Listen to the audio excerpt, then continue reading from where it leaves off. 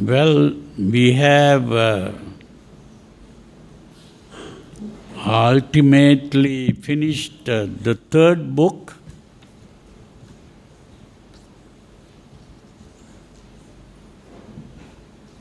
And today we thought of discussing what we have written in this book. I don't know whether you read the book and how many read the book, or whether you understood what was in the book.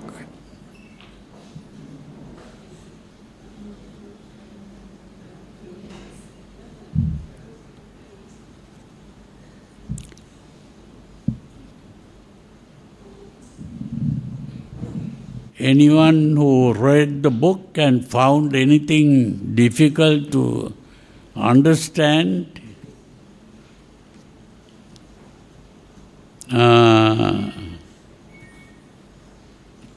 You can ask now if you have.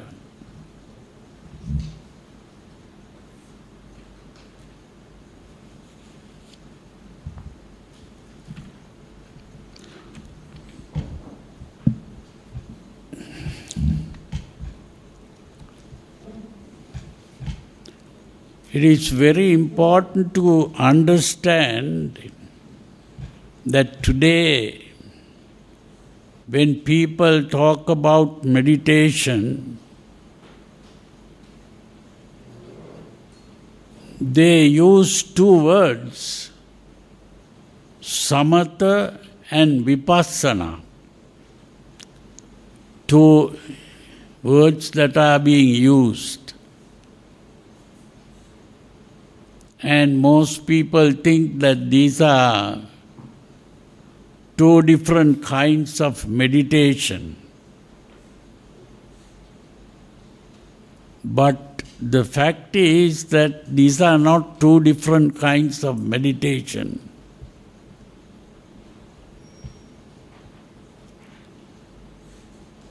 Because the teaching of the Buddha comes in four stages of four levels of practice.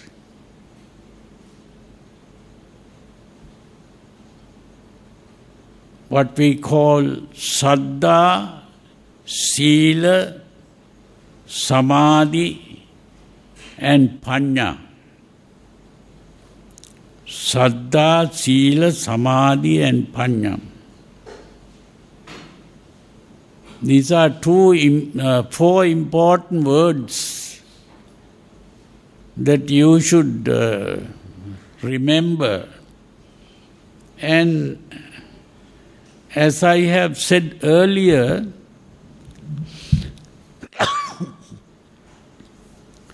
instead of remembering English words, we should learn to remember Pali words. Because the English words, different people translate in different ways. And most of these translations do not really convey the meaning.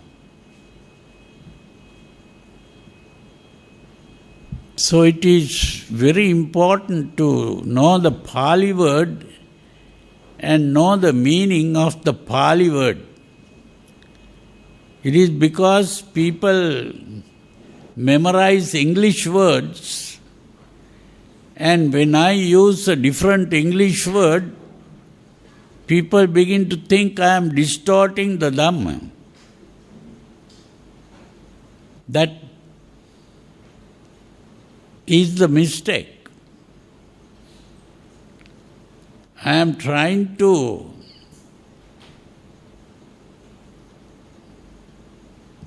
correct the translation of the Pali word. That is not distorting the Dhamma, that is distorting the common translations which mislead people. So it is very important to know the Pali word. Now when we use the word suffering, that word suffering will convey a certain meaning to the reader. But the word dukkha doesn't convey the same meaning.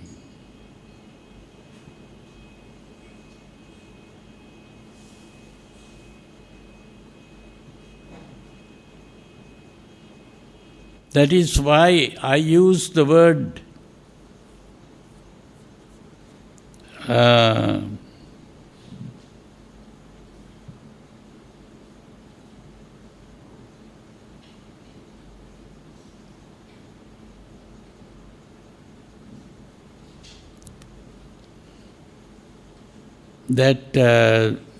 it's the word dukkha really is the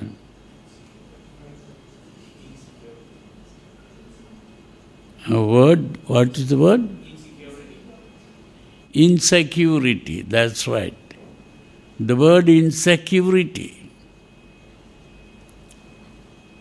The insecurity is a very important word to understand because it is the insecurity of life that makes people seek religion. All religion is based on this insecurity of life. Life is insecure because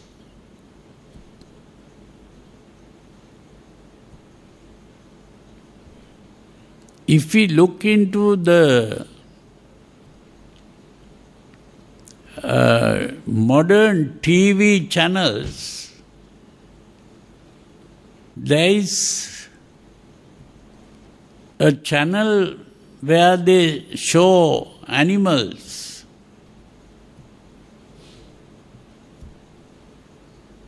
What is that channel that show animals?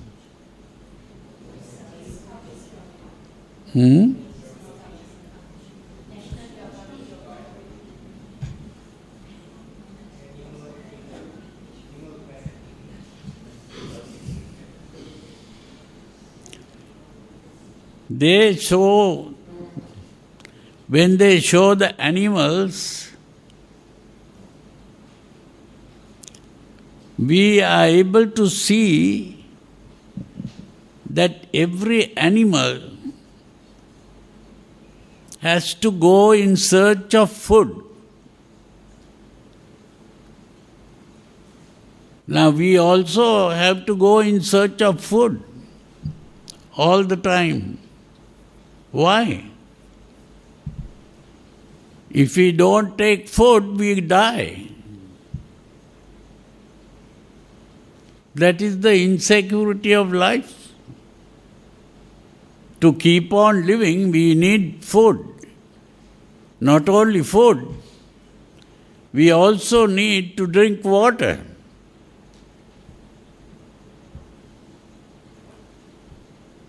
If we don't drink water, we die. And not only that, we also have to breathe. If we don't have oxygen to breathe, we die.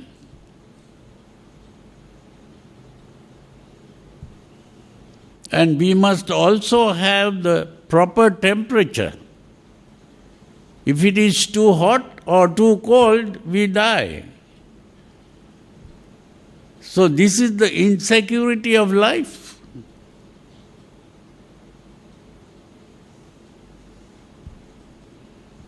So when we see the animals going in search of food,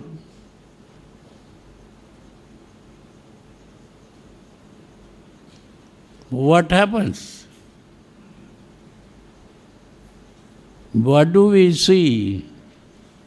If you have been observing these pictures on TV, one important thing that you will see is when one animal is going in search of food, that animal becomes the food of another animal.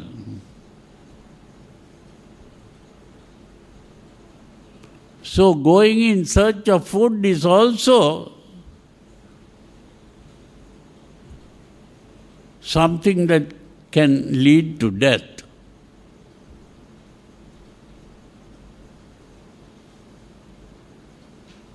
And if we believe that this world was created by a God, this God has done a big mistake. Because one animal lives by eating other animals.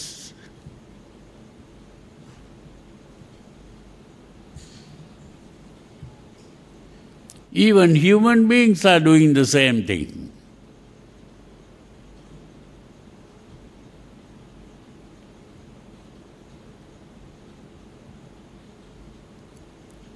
Human beings also eat other animals.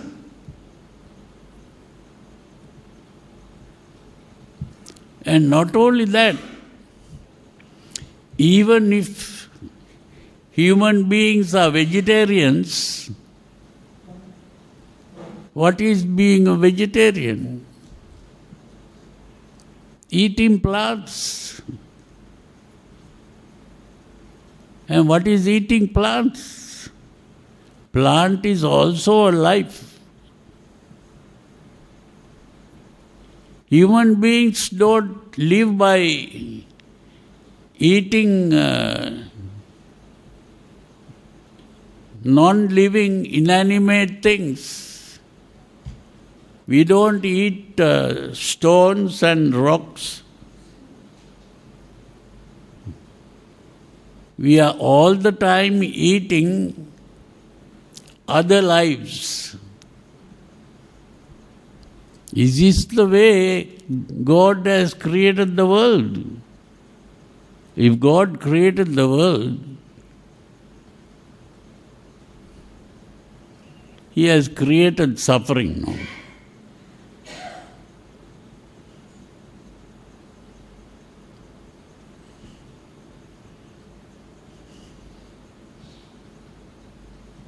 So this is why in Buddhism we don't believe that God created the world.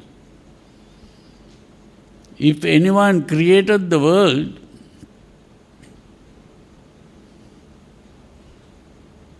that all-powerful person is called Maha. In Buddhism, Maha. What is the meaning of that word, Maha? Maha means death. Or if we are referring to a person, then it should be called killer. So Maha is killer or death.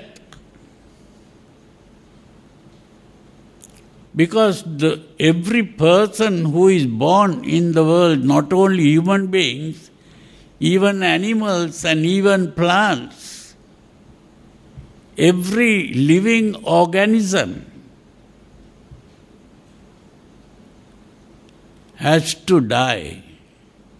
To be born is to die.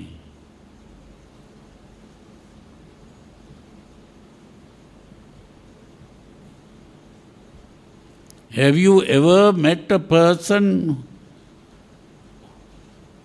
who is living forever? No. And why are these religions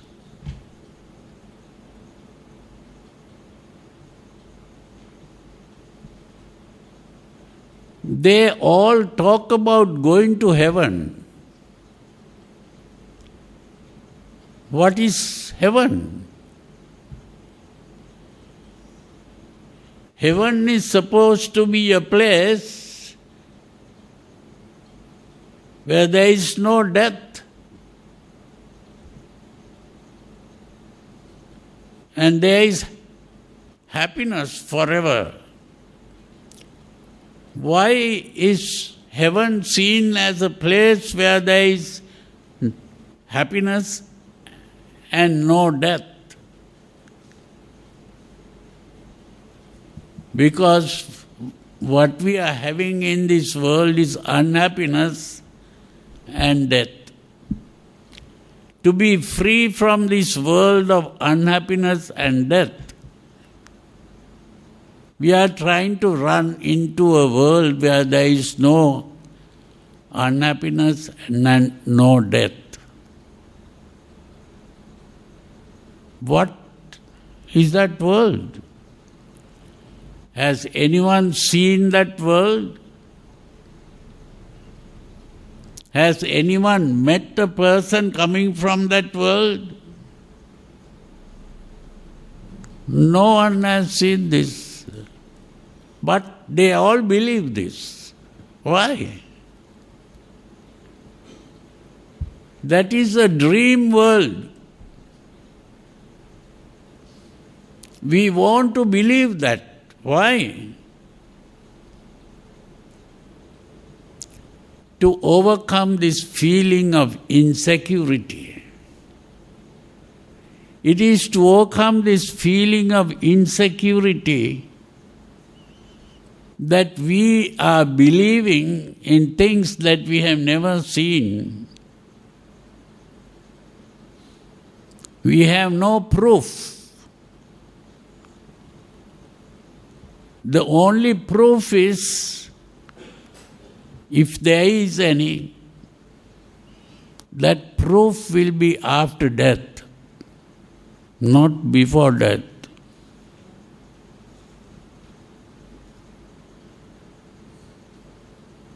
And if the proof is after death,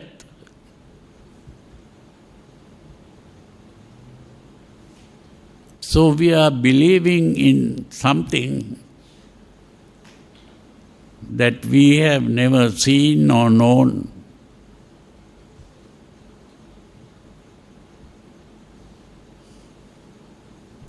That is an escape into a fantasy. We are running away from reality into a fantasy.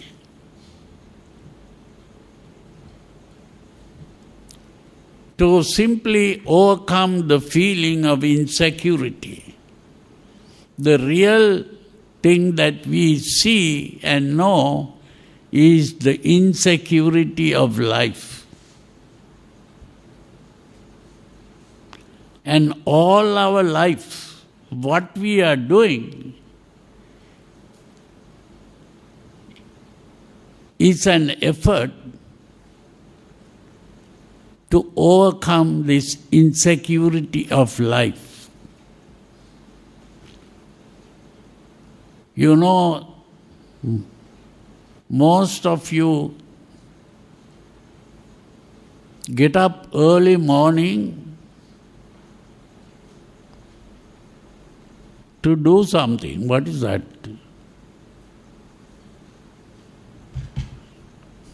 You want to go and do a job. Why do you have to do jobs? To get money, to get your food, clothing, shelter, medicine. Why? Why do you want all those things? to keep on living. This is why Charles Darwin saw it as the struggle for existence. We are struggling to exist. It is a struggle to exist. That is all that we are doing. From the time we are born, we are struggling to exist. But what is existence?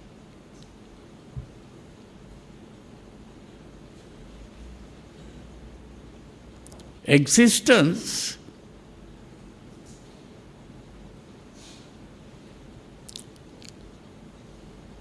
is what is called a static concept in a dynamic reality. Reality is not static. It is changing all the time. So what is changing all the time is like a flame. If we light a candle and look at the flame, is the flame something that exists?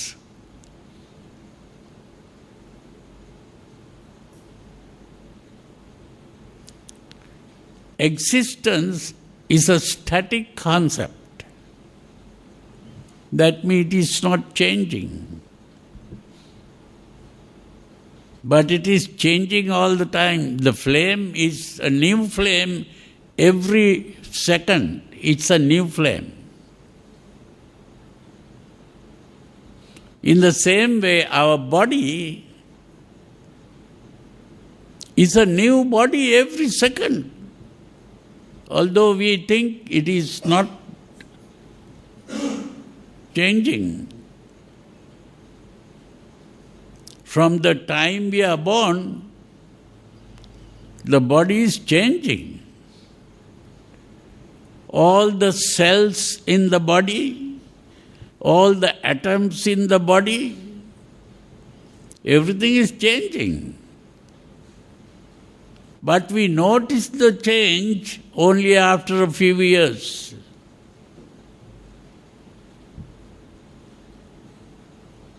But the body is changing all the time.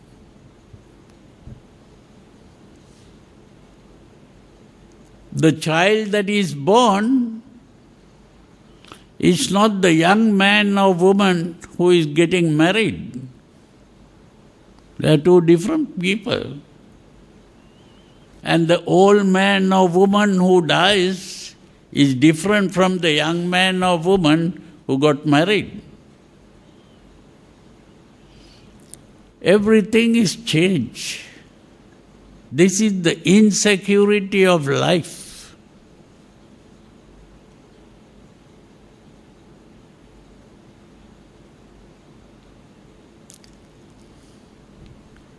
This is what Prince Siddhattha, who became a Buddha,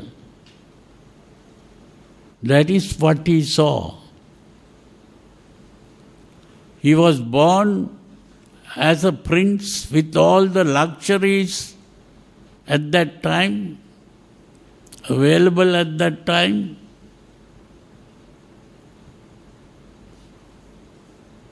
But then, when he saw an old man, a sick person, and a dead corpse, he saw the realities of life. And he saw the insecurity of life.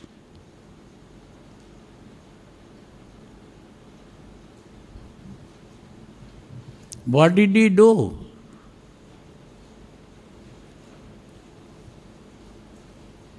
He didn't run after gods.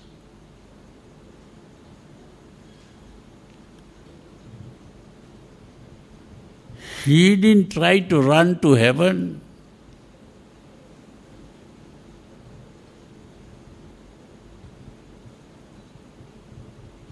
he began to think.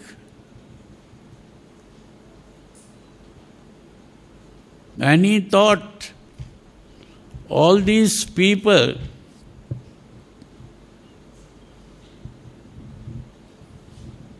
everyone being subject to old age, disease and death.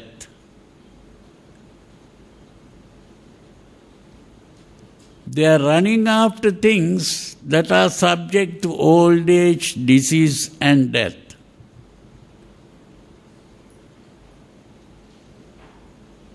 And as a result, they are suffering.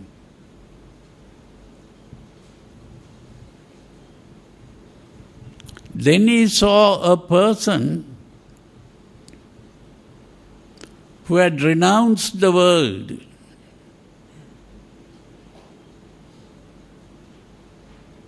And he thought, he is one person who is doing something different.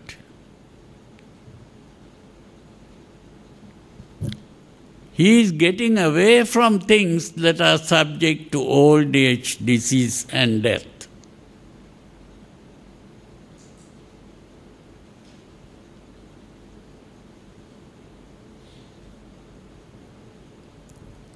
And he is trying to get rid of his attachments to things that are subject to old age, disease and death.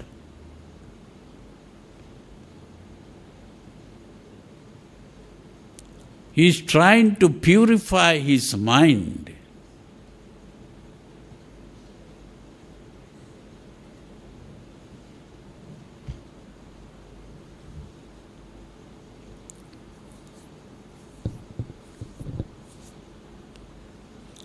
He began to see that the trouble is in the mind.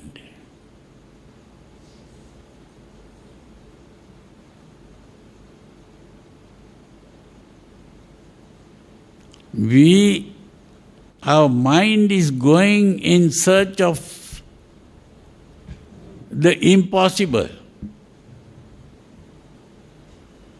The mind wants permanence in an impermanent world.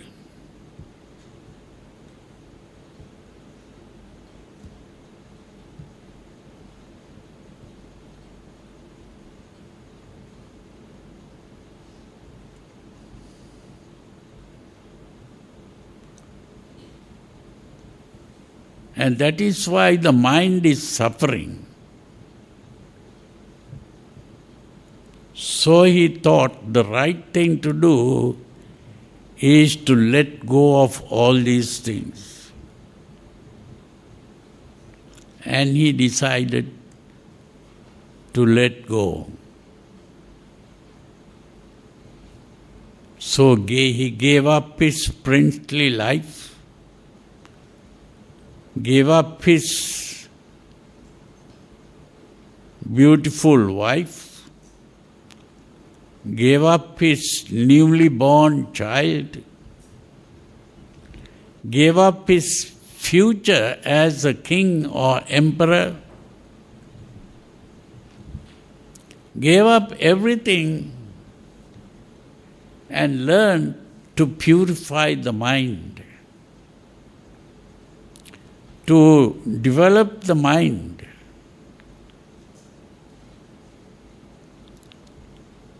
So he went in search of people who are developing the mind.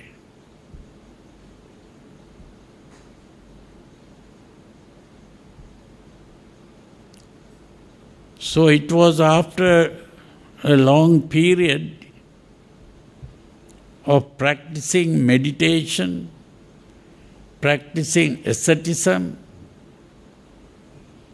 ultimately, by completely purifying the mind,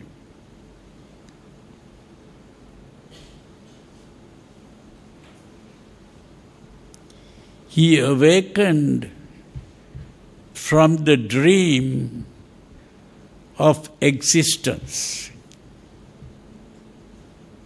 He's awakening from the dream of existence.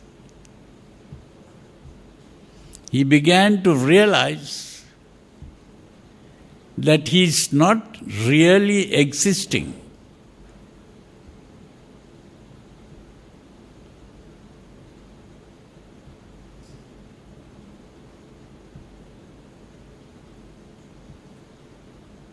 Because existence is a static concept in a dynamic reality. And if he is not existing, can he die?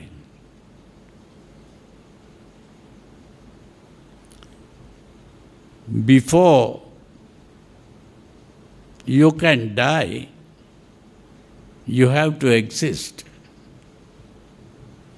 And if you are not really existing, if it is simply a dynamic process, it is like a flame.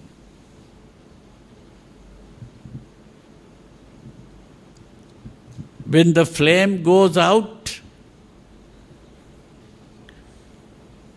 do we ask, where did the flame go?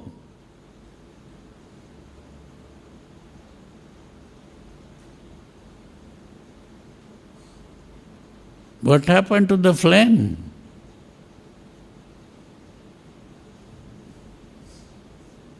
That flame doesn't go anywhere. It is an activity that stopped. An activity can start and it can stop.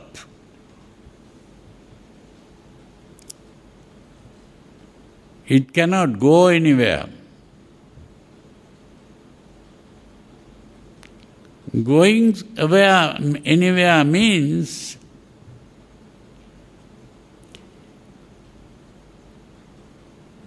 it is like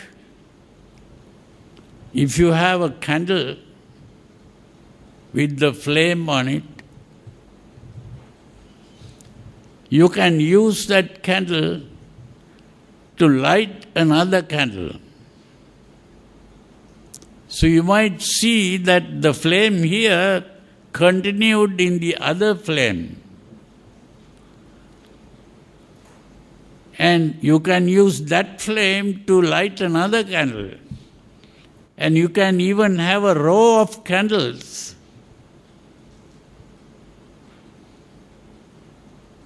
And it can be seen like the flame is moving, but the flame is not moving. It's not going anywhere.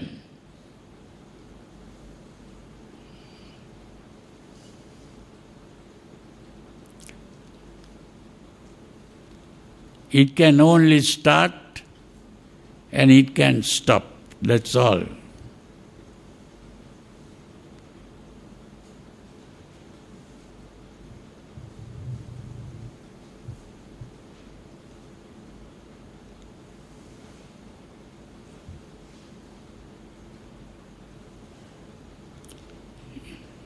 Yesterday, a young man came to our temple or Vihara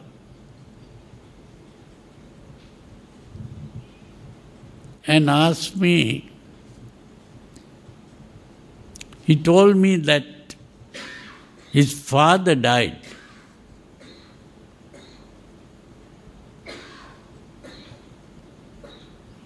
And asked me where the father has gone. He wanted me to tell him where the father has gone.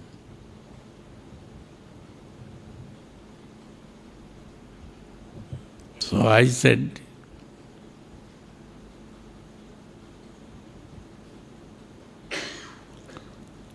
if there is a candle and there is a flame in the candle and the flame goes out And I ask you, where did the flame go? Can you answer that question? He said, no. So in the same way, your father had a body and a mind. The mind was an activity. And that activity stopped. That is all that has happened.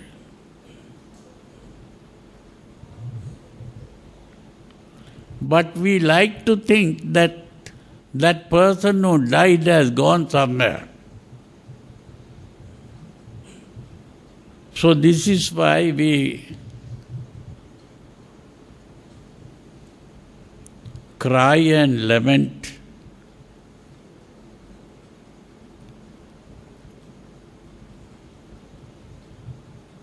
Even during the time of the Buddha, there was a monk who was a disciple of the Buddha, and he believed that this thing called the mind travels from one life to another.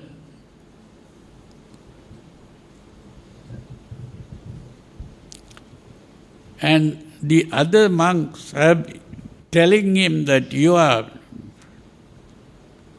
going against the teachings of the Buddha. But he didn't believe that. And even today, most people believe that the mind goes from one person to another person, maybe, and reborn. That rebirth itself is the mind traveling. But the Buddha called that monk and asked, is it true that you believe this? He said, yes. He said, I have not said so. Mind is not a thing that can travel. Mind is something that depends on conditions. And when the conditions are absent, it disappears. That is all.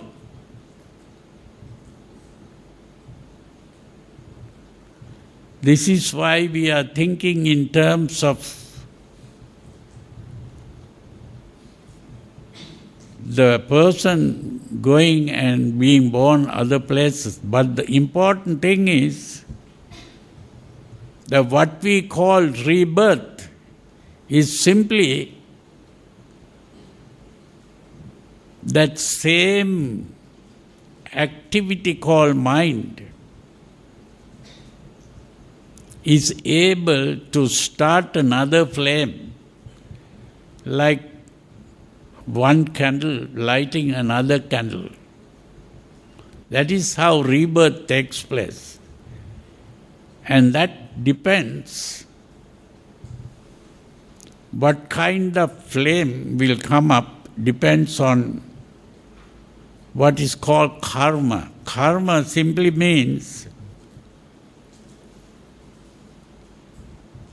the kind of life we live. This is a long story.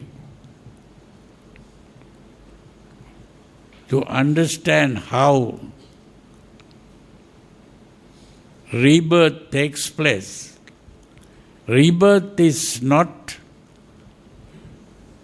a falsehood, but rebirth doesn't mean that a person continues. It is simply like the flame. A flame is a dynamic process that is going on.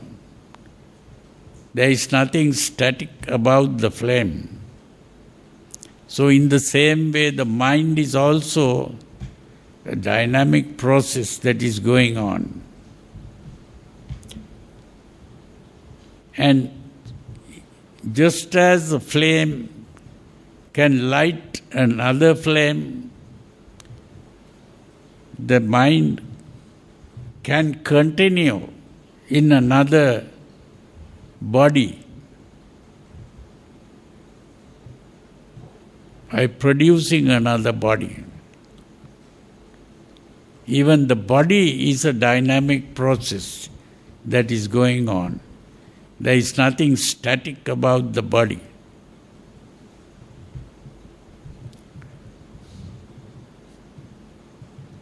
So anyway, the important thing is to understand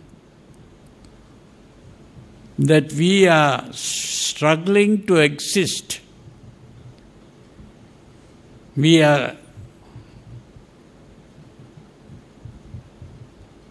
That existence or the struggle itself can stop. That means even that continuation of the struggle in the form of a next life can come to an end. When we realize that there is no person here to continue,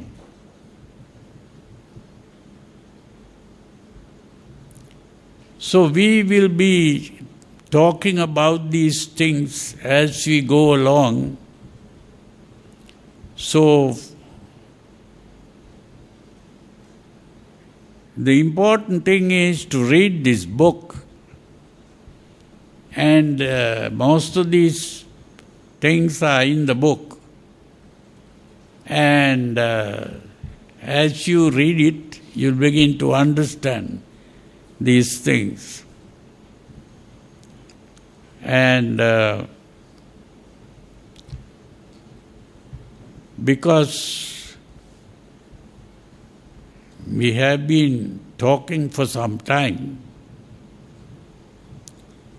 if you have any questions, you can ask now, and we can try to discuss some of these things.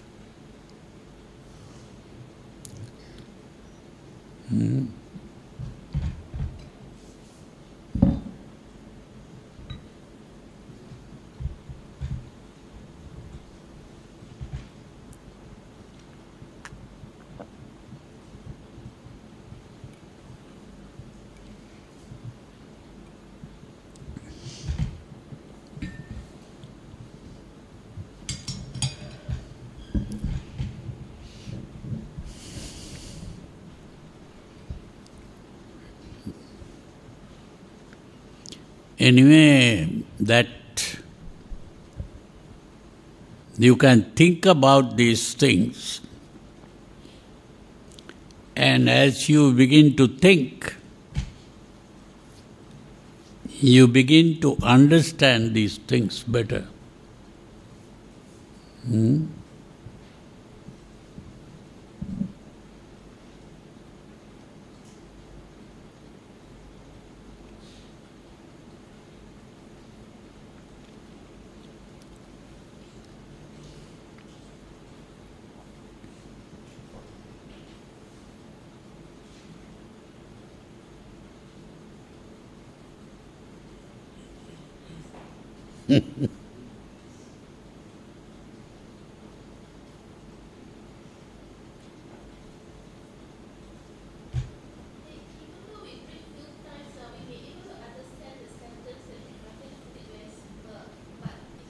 Well, now the problem is I can't hear you properly.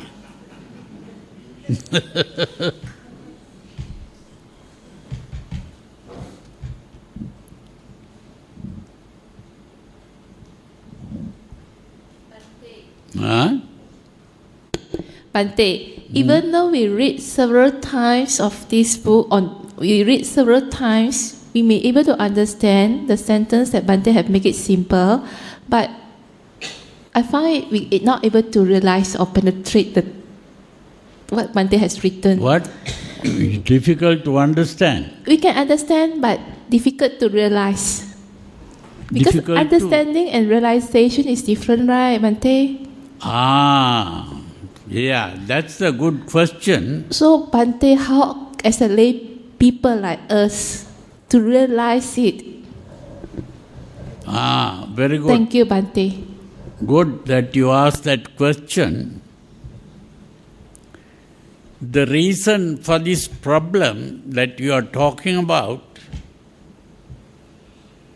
is because we have, when we speak about the mind, we really have two minds. Most people don't know that. One mind is the thinking mind. The other mind is the emotional mind. Now the thinking mind can think, but it is the emotional mind that wants things or hates things or fears things or worries about things. That is the emotional mind. Now when you come to the temple and say take up the 5 precepts, it is the thinking mind that is doing that. But you go home and maybe you quarrel with your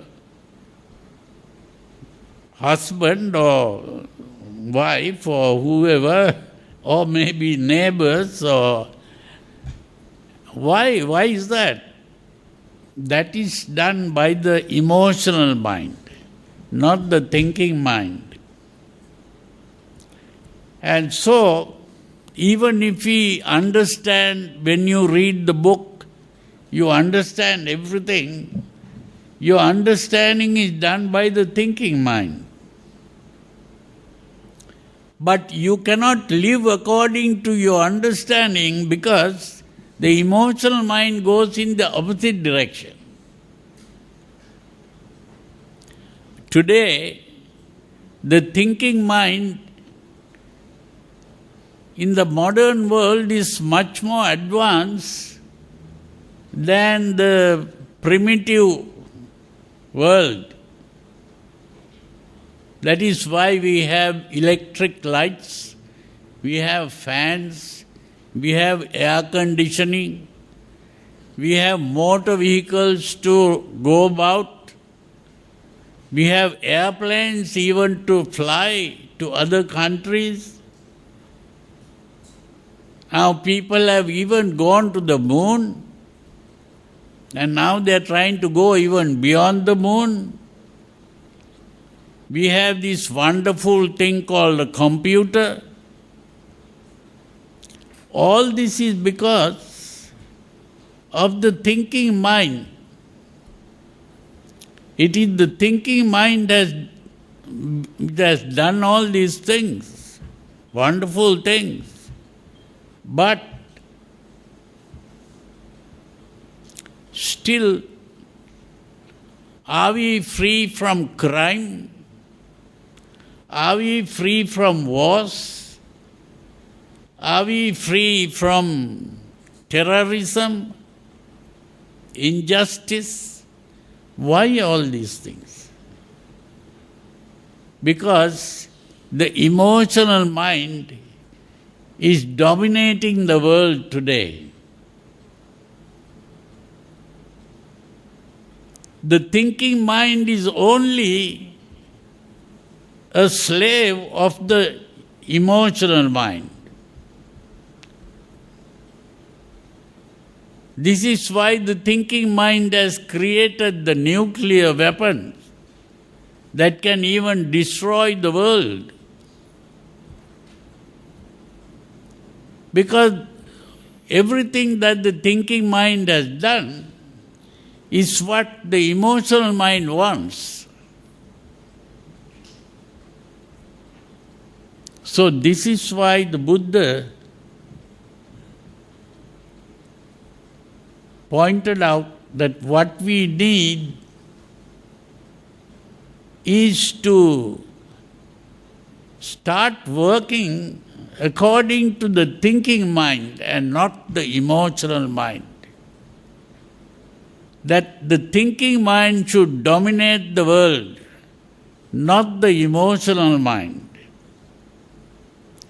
The emotional mind has to learn to control. The thinking mind has to learn to control the emotional mind. That is the important thing. And that is what we learn in the teachings of the Buddha. What we call meditation is learning to gain control over the emotional mind. To start working according to the thinking mind and not according to the emotional mind. And that is not an easy job. We have to keep on practicing. The first step is to understand the problem. And understanding the problem, we have to turn in a new direction. It is like if you have been going to the north, now we have to start going to the south. We have to take what is called a U-turn. We have to turn in the opposite direction. That is what we do in what is called the Noble Eightfold Path, which we translate as the supernormal eightfold way. It is supernormal because it is not the normal thing. We have to go in the opposite direction. So, first thing is Samma Ditti. We have to understand the problem.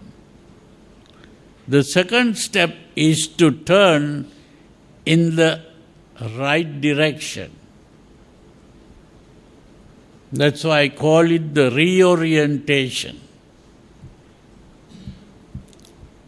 And once we turn in the right direction, we have to start going in the right direction.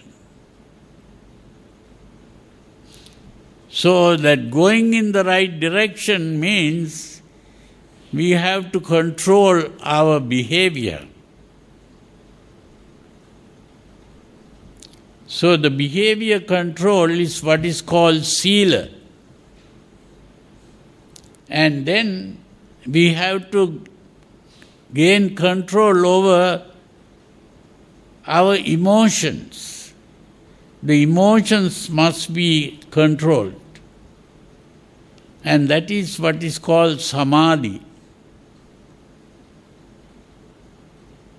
And ultimately we have to change the way we think, to transform the thinking part, because it is the thinking part that ultimately gains control over the emotions. So it is by changing the thinking that we can control the emotions. So, That is the final step. So, when we practice the supernormal eightfold way, so we gradually begin to go in the right direction. That is the meaning of that.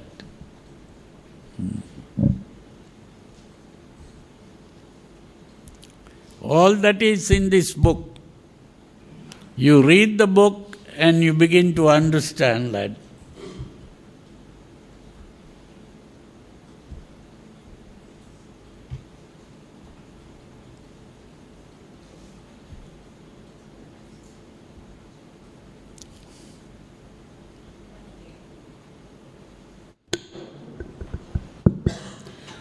Bhante, in the beginning you said usually we perceive samatha and vipassana to be two different types of meditation. But These can you are not clarify two they are types not? of meditation. Yeah, can you clarify? These are two parts of the same meditation. So samatha is to first gain control over our emotions. That is the samatha meditation. When the mind is calmed down, then we can change our thinking. So, changing the thinking is the vipassana. So that is how we do it.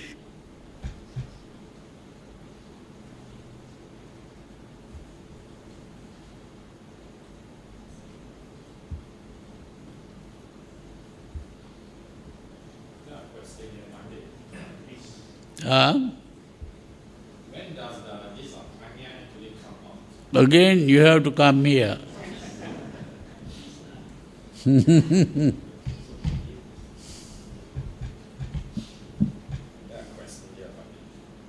you talk about this vipassana or these things, okay, I don't hear you properly. I just are wondering when does this prajna actually kick in to... What instead of? No, when someone is practicing the samatha and vipassana meditation. So, and as why you mentioned that the vipassana is where it enable you to change your thinking, the way of your thinking or these things. So what about this prajna? When does it come in to your this mind? Actually, when does it kick? I didn't understand what you are trying to say. I also don't know what to when does this actually this prajna come in to, like, how to say that, is enable your mind to see the reality of things, all these things? Panya is, what did you say? When does this panya actually arise in our mind? When does it actually arise? Panya is to simply change the way you think. Panya really means something like intelligence. It's the intellect or the thinking faculty. It is also a factor that enable you to realize the truth also. Can I say that? The panya. To see the reality of things. The panya, we start with the panya and end with the panya. Because the first thing is the samma ditti, the harmonious perspective. That means we have to first understand the problem. Then we begin to gain control over the emotions first. But that is only a temporary control of the emotion. When the emotion calms down. And then we begin to use panya again to change our thinking. So this panya is come together with the introspection, can I say that? Oh yes, introspection is what we begin to do to change our emotions also and calm the mind. And then the introspection also helps us to change our thinking part. Okay. Thank you, Bhante. I got another question. Yeah. When you mentioned about that this body is a dynamic process, so can I say that the things, whatever things we see now, as like this scenery, what we see this in this classroom, also is a dynamic process? It keep on changing. Can I say that? Just on. I didn't understand that fully what you are trying to say. As what you mentioned just now, that our body is like the flame, which is keep on changing. Yeah. So if let's say I want to extend out the scope, that means whatever we see, whatever we hear, smell, everything is also keep on changing. Can I say that it's like a flame also? So it come, it just arise, just go, just arise, and just go like that. The world, the external world, what we perceive, also is keep on changing. Can I say that? No, that process of perception itself has to be properly understood by becoming aware of it. A direct awareness of the process of perception becomes necessary. And that can happen only when the mind is properly calmed down. When the mind is not calm, you can't observe that. And then only you can change. When you become fully aware of that process of perception, then you begin to understand the reality of what it is all about. Okay. Thank you, Bhante. Okay.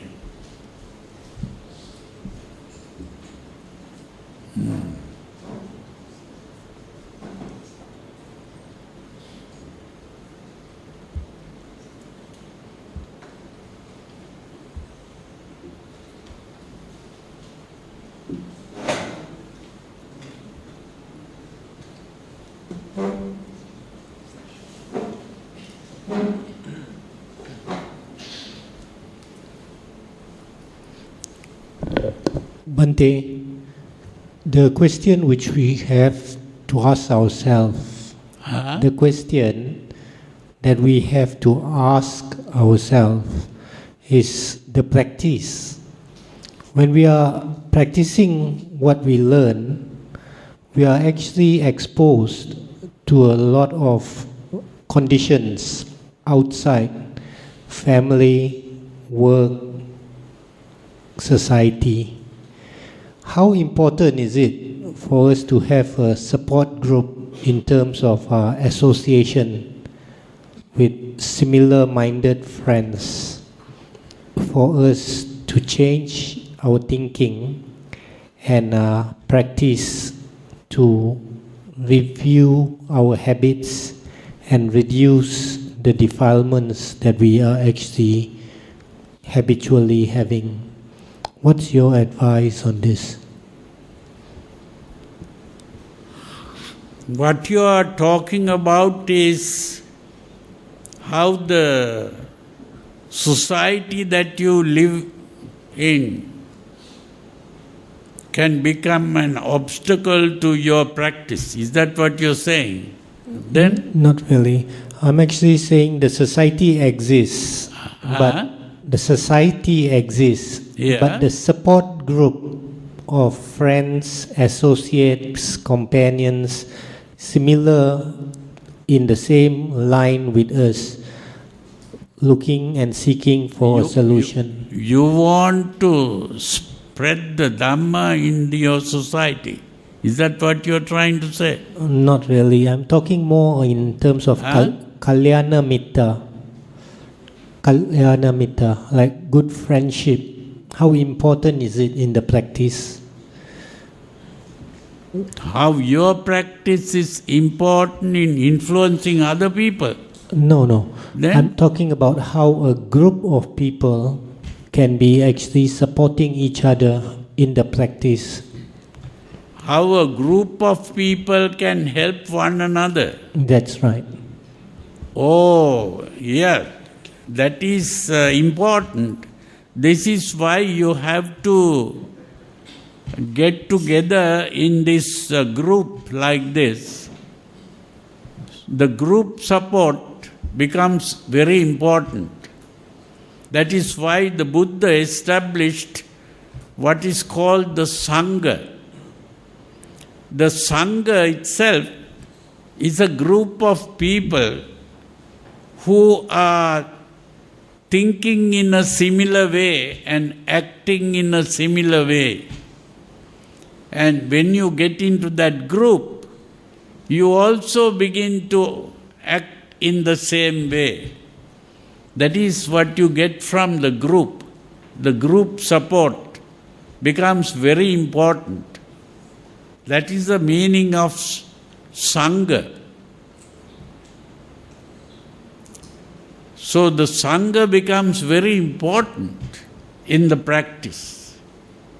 This is why when once the disciple of the Buddha who is always looking after the Buddha, Ananda, he said that this practice is based on the group. That means the good companionship. He said the practice is partly based on good companionship. And the Buddha said, don't say that, Ananda. It is not a part of the practice. The entire practice is based on this group support. So that is the basis of the group support. So that is very important.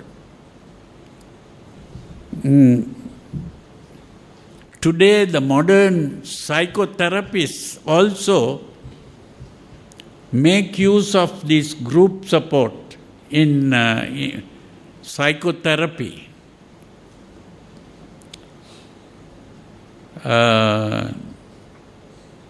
This is a very important point that you emphasized. So that is why it is necessary to have this group here is automatically building up.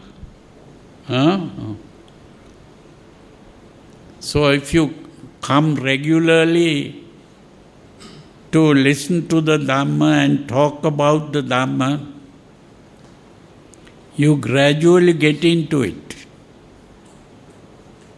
This is very important.